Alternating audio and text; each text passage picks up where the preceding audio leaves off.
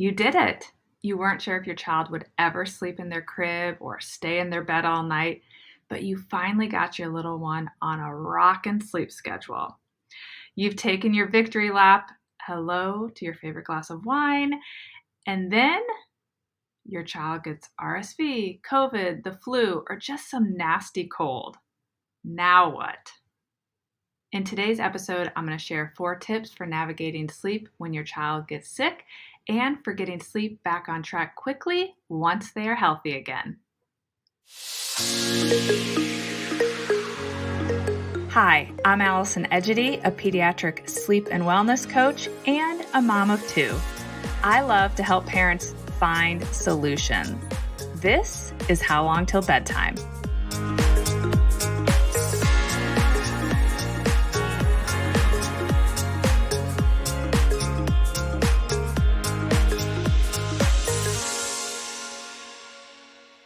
I'm sure this will come as no surprise, but I am pretty hardcore about my children's sleep. For years, we were those parents who left a party early to ensure that our kids were in bed on time. We arranged our schedules around nap time. Shoot, even when we took the girls to Disney, I brought them back to the hotel to take naps on most days. My friends would definitely tell you that it's pretty hard to convince me that my kids should stay up late or skip a nap. It's even harder to convince me that they should sleep anywhere other than their own beds. Funny side note, Addison, my 9-year-old, was just invited to her first sleepover birthday party. You probably won't be surprised to hear that I'm not a huge fan of sleepovers for a variety of reasons. More on that another day. And after much deliberation with a couple of friends who have children a few years ahead of me, thank goodness for those friends, I decided that Addison will partake in the festivities and I will pick her up at 9:30 so that she can come home and sleep in her own bed. I have to tell you that this made me realize I am entering a whole new phase of parenting. I'm sure we'll talk about that another day. Anyway, getting back to the topic of always wanting my children to sleep in their own beds and how it relates to kids getting sick. Like I said, I'm pretty hardcore with my girls sleeping in their own beds, except when they are sick. They are old enough now that they generally prefer to sleep in their own beds when they are sick, but when they were younger, all the sleep rules went out the window when they were really sick. I did all the things that my mama instincts told me to do. I would sit in a chair and hold them while they would sleep. I would give them a bottle or give them water during the night. I would even bring them into my bed. In fact, I gotta tell you, I was a real sucker for bringing a sick child into my bed. Addison has asthma, and if I got at all anxious about her breathing, into my bed she went. But then when they were well again, they got put right back into their crib or their bed, and we went right back to practicing our healthy sleep habits.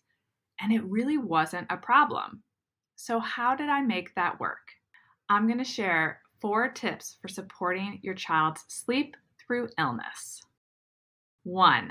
Give them the opportunity to sleep in their bed and maintain their typical sleep schedules. Some kids will just sleep off an illness that ails them. No joke. And that is best done in their own bed. So I would always give my girls a chance to do that. Ainsley was actually really good at sleeping off an illness.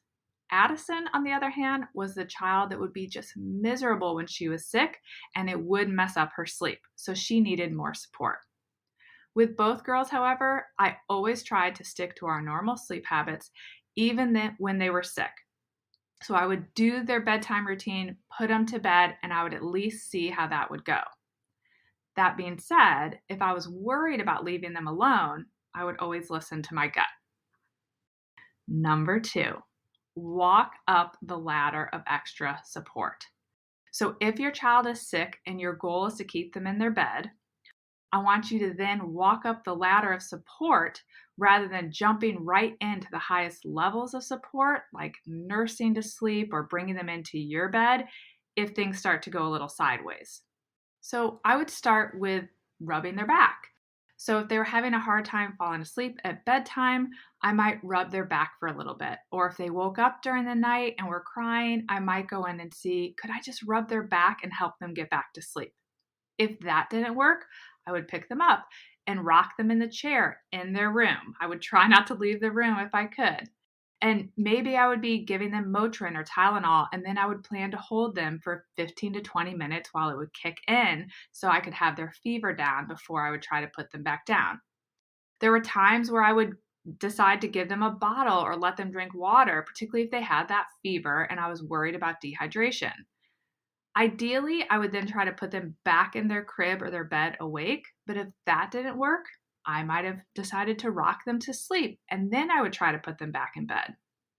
If I wasn't successful then that's when I would either end up holding them while I was sitting in the chair or I would bring them into my bed. When you're trying to avoid creating a new or bringing back an old sleep crutch, it helps to just walk up that ladder. Sometimes our kids don't need everything. They don't need us to go right to the top level of support. So I do just want to note here that it's always important to follow safe sleep habits.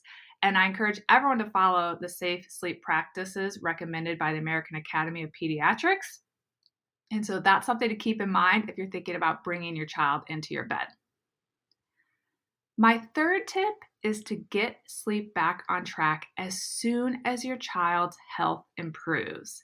This is where I think parents sometimes go sideways. So as soon as your little one has turned the corner and you feel comfortable with them following their typical sleep habits, they don't have a fever, they don't have severe congestion, they don't have a hacking cough, then I don't want you to waste any time getting their sleep back on track. If you wait thinking, I'll just give it an extra few days or an extra week, and you let some of that extra support linger after your child's health has improved, you're going to meet more resistance when you go to do the reset. If you've previously done some sleep training, the best thing to do is do a quick reboot with that same sleep intervention approach that previously worked. And if you don't let any new, less than ideal habits that started while your child was sick linger and you stay consistent with your reboot, it should only take a night or two for things to fall back into place. If you have a child who is 15 months or older, be sure to give them a heads up about the fact that you're going back to their typical sleep routine and habits. You can say something like, I'm so happy you're feeling better. Starting tonight, we're going to put on your pajamas, read you a book, sing you a song, and then put you in your crib. And I want you to sleep in your crib all night. So if you cry or call for mommy, I'm just going to come back and remind you that it's time to sleep. But I'm not going to pick you up and rock you to sleep, and I'm not going to nurse you. Basically, I want you to tell them what you expect from them, which is to go to sleep in their own bed after the bedtime routine, and that you want them to sleep in their bed all night. I want you to tell them what they can expect from you. So that's whatever you plan to do if they do resist or cry out for you. And then what you will no longer be doing. So if there was something you were doing that you're not going to do, like rocking, feeding, bringing them into your bed, you want to make sure you let them know that. And then remember to follow through on whatever you told them. Our kids are so smart. Even if they aren't verbal, a 15-month-old understands so much. So you want to really tell them the plan. And you're going to find that the reboot is quicker and faster each time you do it because kids are so smart and they're soon going to realize that, yes, when they are sick, you're going to provide all the extra support that they need. But then when they're healthy, you're going to be practicing your healthy sleep habits once again. So these resets should get easier and easier the more often you do them for those poor kids that get sick a lot, particularly my daycare and school-age children, and the more consistent you are about doing it quickly after your child's health improves. My final tip is to not stress about undoing your little one's good sleep habits when they are sick. I want you to do whatever it is you need to do to take care of your sick baby or child. And you can do it just knowing that you have a plan to get things back on track as soon as your little one is healthy again. So don't feel guilt. Don't worry about the fact that maybe you brought your child into your bed and feel stressed that they might think that they want to become a co-sleeper again or suddenly become one if they haven't been one. You can fix anything that has kind of fallen apart during their sickness. You just want to reboot quickly. So if you know you have that plan, you don't have to feel worried or stressed about undoing their sleep habits. Just remember to reboot as soon as they're well again.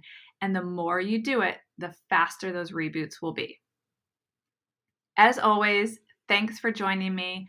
If you've been enjoying How Long Till Bedtime, it would mean the world to me if you would take a moment to rate it on Apple or Spotify. More ratings help me reach more families. I hope you'll come back again next week. Bye for now. Thank you for listening to How Long Till Bedtime. To learn how we can work together to improve your child's sleep, please visit sleepandwellnesscoach.com.